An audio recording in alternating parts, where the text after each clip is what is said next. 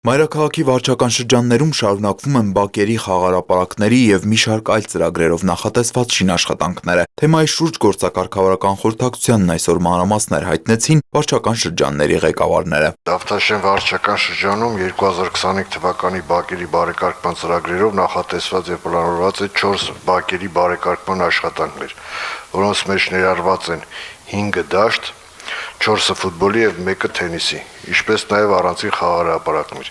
3 բակերի համաձայնագրերն արդեն կնքված են և աշխատանքները նախատեսվում են սկսել ապրիլ ամսվա մեջ։ 4-րդ բակը ֆուտբոլի դաշտ է առաջին թաղամաս 32-33 շենքերի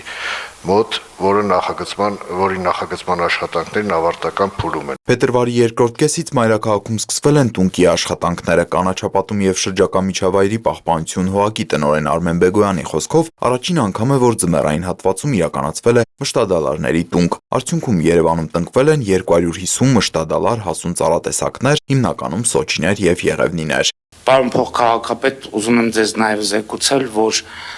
այդ աշխատանքները նախատեսված է մարտի 10-ից մինչև ապրիլի 10-ը,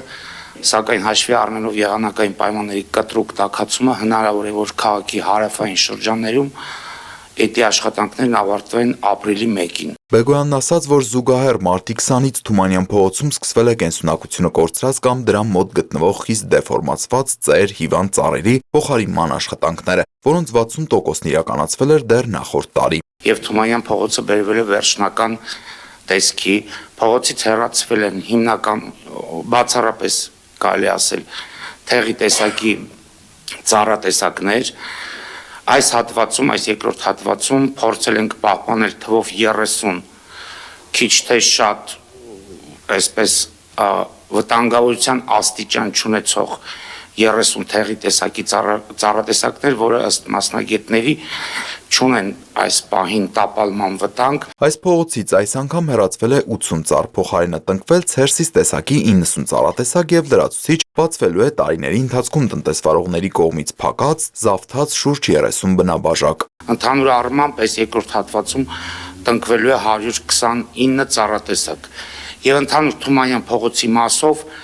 բացի փոխարինված ծառատեսակները, նաև նախորդ տարվա հատվածներում են իրականացվել բնաբաժակների հետ բացում, եթե կարելի այսպես ասել, եւ Թումանյան փողոցում կորցված այդ բնաբաժակների եւ հետագայում դրանցում ծառատունկի արդյունքներում կունենանք մոտ 60 ծառով ավելի Թումանյան փողոցում, քան մինչ այս ունեցել ենք։ Զեկուցվեց, որ Երևան ներկրված փոշեկուլ մեքենաների համար հավաքագրում են վարորդների։ Երաշարընկերության ինստրուկտորների կողմից արդեն սովորեցնում են վարորդներին ինչպես օգտագործեն մեքենաները եւ արդեն հանձնման ընդունումից հետո արդեն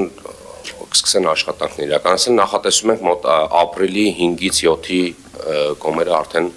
աշխատանքներ իրականացնել։ Հավաքանիով պետք է հաստիկացուցակի 12 ավելացում անենք, ճիշտ է 12 հաստիկի ավելացում, որպեսզի տվյալ աշխատակիցները այդ հատուկ տեխնիկան սպասարկեն։ Այսինքն մեր հավաքանու նիստից առաջ մենք չենք կարող այդ մարդկանց գործի ընդունել, քանի որ հաստիկ չենք ունենալ։ Այս պահին որոշակի մենք մեր ջրցանների վարորդներին ենք սովորեցնում, բայց այո, հաստիկների կարիք ունենք, հակառակ դեպքում չենք կարող աշխատել։ Նաև զեկուցվեց, որ Ծիծեռնակաբերդի փլուզված հատվածում շինաշխատանքներն ընթանում են, ժամկետի փոփոխություններ չկան և արդեն մայիսին փլուզված հատվածը վերականգնված կլինի։ Տիգրան Ուվակիմյան, Հորիզոն։